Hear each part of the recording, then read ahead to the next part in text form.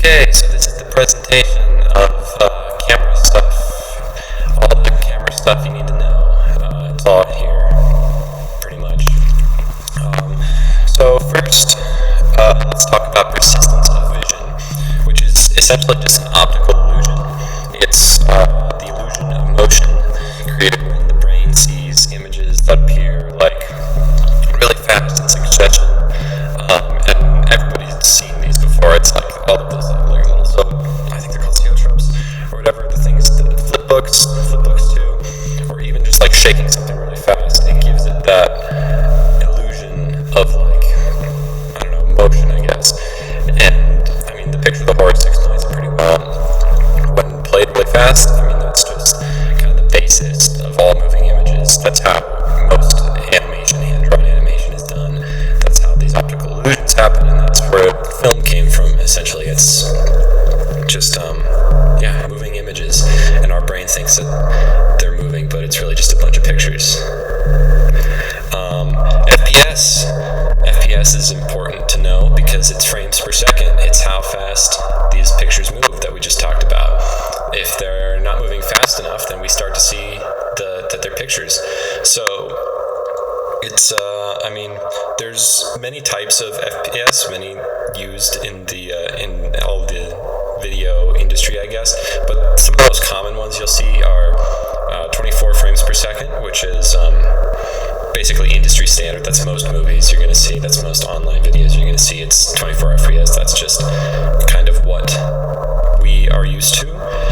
And then when you see 30 FPS, that's going to be that smoother stuff. That's going to be when you see football on TV. That's that nice smooth pan across the field or whatever. Or they look so high quality when they're on the news, the newscasters or whatever.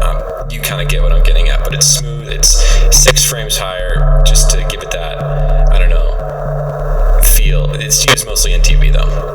And then 60 FPS and 120 FPS are primarily used either with something with a lot of motion going on, maybe a race, maybe whatever. But mostly these are used for slow motion, which is like, slow motion. Basically, when you're messing with FPS, it's going to affect the look of your video, obviously. It's going to change how motion in the video is perceived. So if you have a lot of fast motion, you might want a higher FPS, maybe, or like, it's just going to change how people see your movie. The higher the frames per second, the smoother it's going to be. The lower, it's going to look a little choppier. Think Chungking Express, which we'll see a picture of later. Most of what I assume we're going to shoot in this class is going to be 24 or 2398, which is what Osborne would tell you to say.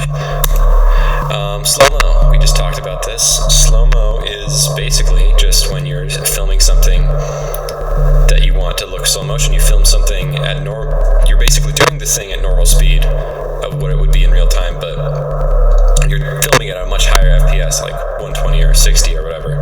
And then when you take it back down in post to normal speed, it's going to create this effect of time slowing down. So like that scene in The Matrix, the behind the scenes clip, they're just like doing that back thing really fast.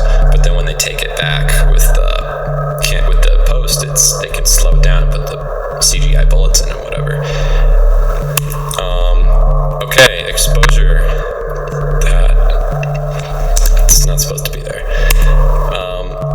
The exposure triangle. This is a triangle that basically shows the relationship between these 3 key elements of exposure, which we'll go into much deeper in a minute here.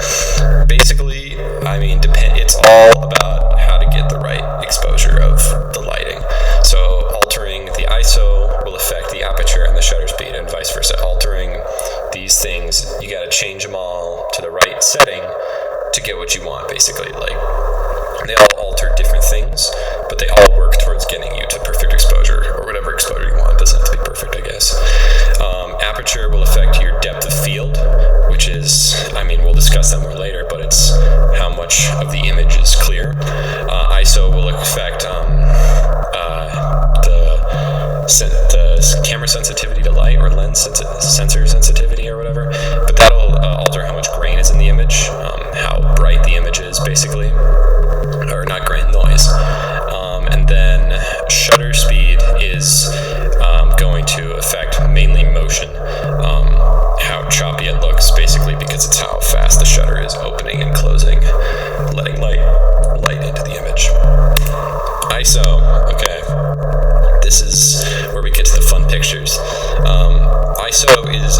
setting on the camera that controls the lens, or not the lens, the sensor sensitivity to light.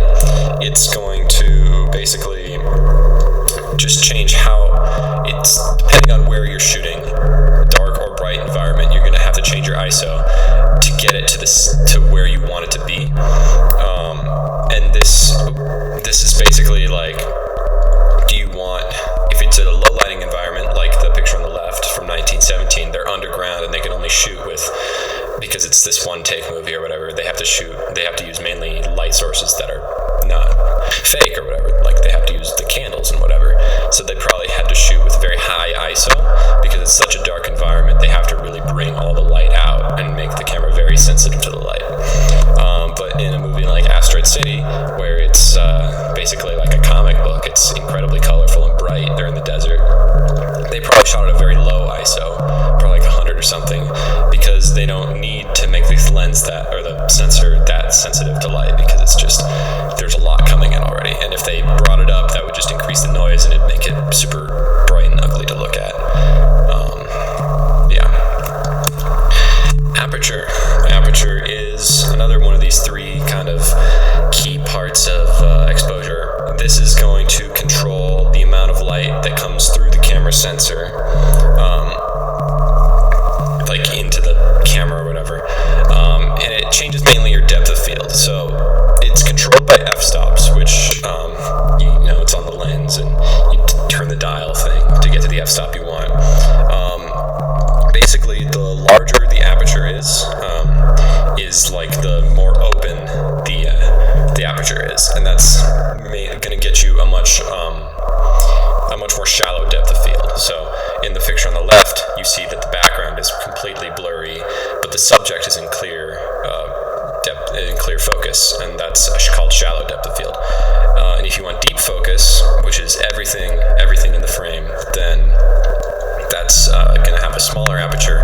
The thing is tiny, and we'll see pictures in a minute here. That's definitely a large depth of field, deep focus, and that's going to be those higher f-stops. So speaking of f-stops, this is kind of what it looks like. The like f1.4, f2 over here, these are the larger aperture settings, and this is going to give you that shallow focus, that lower depth of field, depending on where your subject is. Whereas, because that's letting in the most, that's letting in like a lot of the light. And then here at the other end of the spectrum, the higher depth of field is controlled because it's these small things. So they're getting less information, I guess. This is another diagram here. The first one is using a smaller f-stop, obviously, but a larger aperture. It's confusing because it's like this f-stop's larger, but the aperture is smaller. It's like reverse, but once you get it, kind of. This is your subject right here, this animal, and this person is using shallow focus so that it basically gets this guy in focus, but the background is not so much. Whereas in this one, it's using a more closed aperture, but with that higher f-stop setting. So they're really getting mostly everything in deep focus because they have such a small aperture. So what controls the depth of field? Well, we just talked about aperture, the f-stops and whatever, and then where the distance of the subject, really. Like, is the subject super far away? Then you're going to have to adjust your settings to get them in focus or get them in the depth of field or whatever. The subject's important. And then focal length, which we'll discuss in a minute here. It's basically just what kind of lens you've got going on, because the distance from the lens to the sensor. So your focal length will change by the length of and like the size of your lens, the type of your lens. Shutter speed, shutter angle.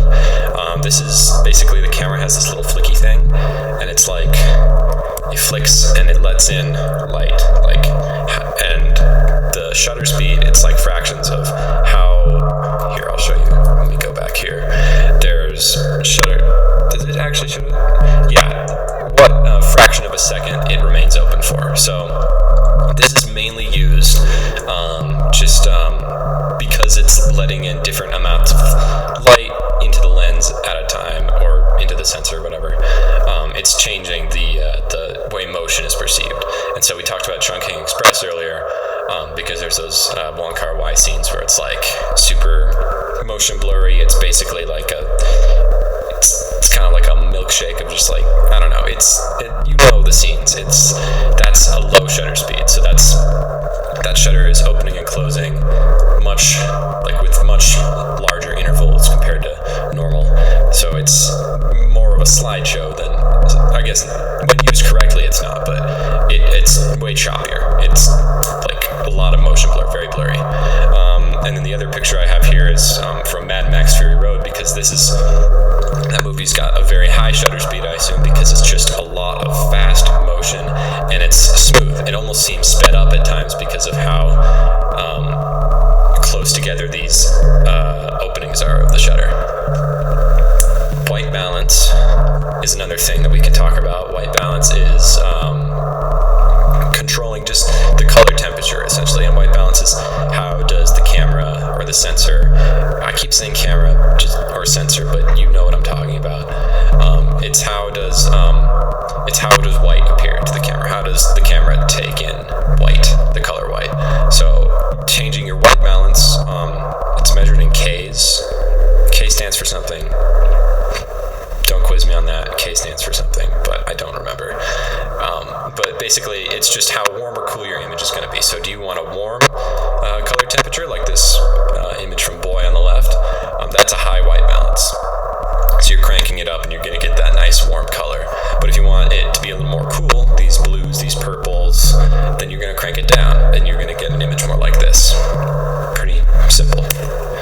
Focal length, we talked about earlier, is basically just the distance between the lens and the sensor of the camera. So it's controlling your field of view, your FOV, and that's just what millimeter lens you're using. So I found this good picture here that kind of really explains it well. You got this 18 millimeter lens, you can see everything, but if you wanted to see this barn much closer, that's way in the distance, you can barely see it in this lens, then you use maybe a 300 millimeter lens, which, I mean, yeah, that might be massive, but that's how you get that. It's the focal length, the type of lens you're using.